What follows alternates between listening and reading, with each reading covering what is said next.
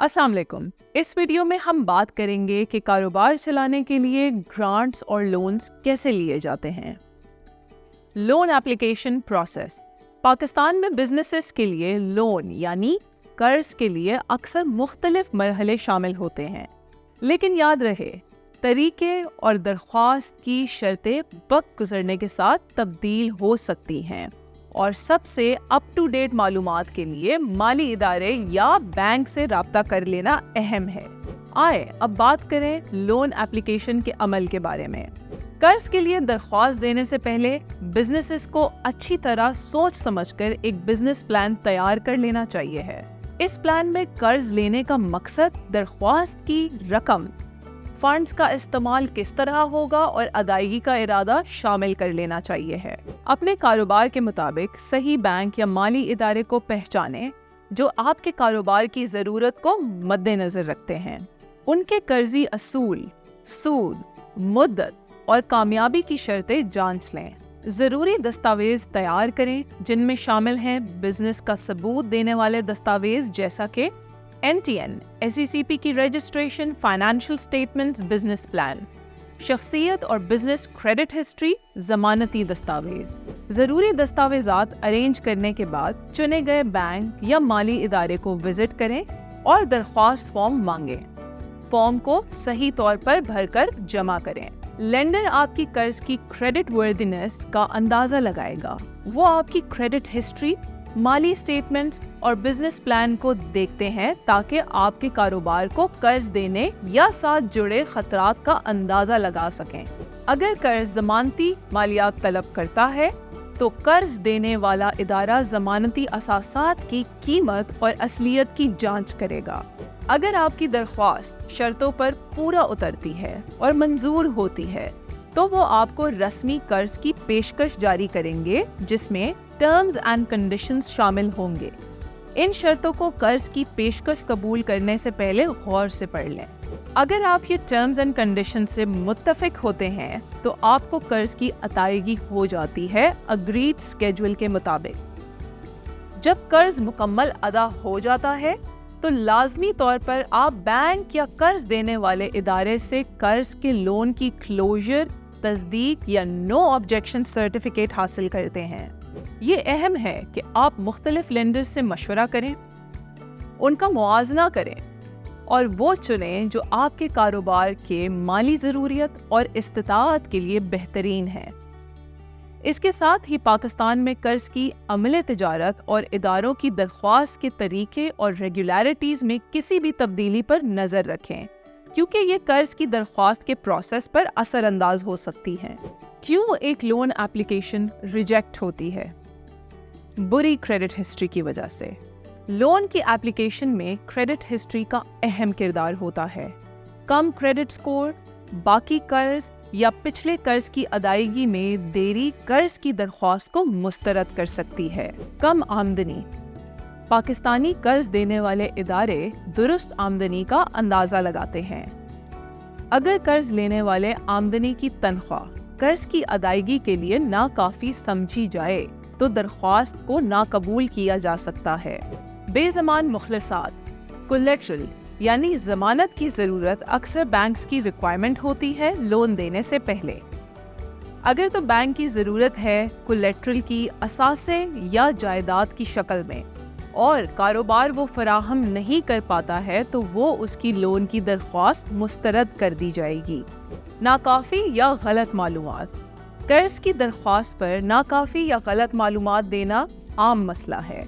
कर्ज देने वाले कर्ज लेने वाले की मालूमात को चेक करते हैं और अगर दी गई मालूमात गलत हो या मालूमात में इख्तलाफात हो तो कर्ज की दरख्वास्त को मुस्तरद कर सकते हैं।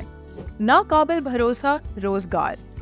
अगर रोजगार की मुतबादिल तब्दीलियां या रोजगार में गैप दरख्वास्त देने वाले की कर्ज की अदायगी की सलाहियत पर सवाल उठा सकता है और इससे कर्ज की दरख्वास्त को मुस्तरद कर दिया जा सकता है। कम तिजारती तारीख। तिजारती कर्जात के लिए मुखलिस या छोटी तिजारती तारीख एक मुश्किल हो सकती है क्योंकि कर्ज देने वाले तिजारती तारीख की कमी को एक रिस्क समझते हैं। नाकाफी तिजारती प्लान। پاکستان میں تجارتی قرضات کے لیے ایک بہتر تجارتی پلان جو پیسے کیسے استعمال کیے جائیں گے اور تجارت کیسے ریونیو جنریٹ کرے گی کو واضح طور پر بیان کرتا ہے۔ یہ اہم ہے۔ کمزور تجارتی پلان قرض کی درخواست کو مسترد کر سکتا ہے۔ گرانٹ کے لیے کیسے اپلائی کریں؟ پاکستان میں خواتین انٹرپرینورز کو مدد دینے کے لیے خاص طور پر مؤثر گرانٹ پروگرامز اور آرگنائزیشنز کے گرانٹ پروگرامز کی تفتیش کریں اور پہچانیں۔ یہ programs government agencies, non governmental organizations NGOs، private foundations وغیرہ کے ذریعے فراہم کی جاتی ہیں، جیسا کہ USAID، SMEDA، ورلڈ بینک اور کارانداز۔ ہر گرانٹ پروگرام کی ایلیجبلٹی کرائیٹیریا کو مختصر طور پر تفتیش کریں۔